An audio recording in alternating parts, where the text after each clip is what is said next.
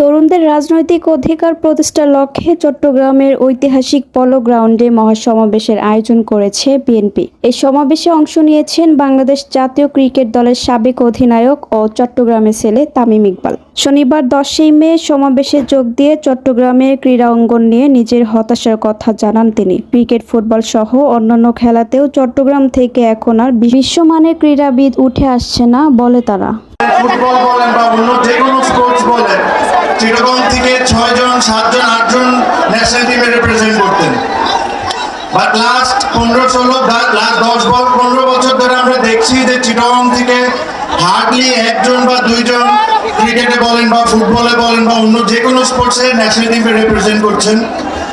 তো এটার আনসারটা আমাদেরকে খুঁজে বের করা খুব ইম্পর্টেন্ট, যে কেন চিটাগংয়ের মতো এত বড় একটা ডিভিশনে আমরা স্পোর্টসম্যান প্রডিউস করতে পারছি না।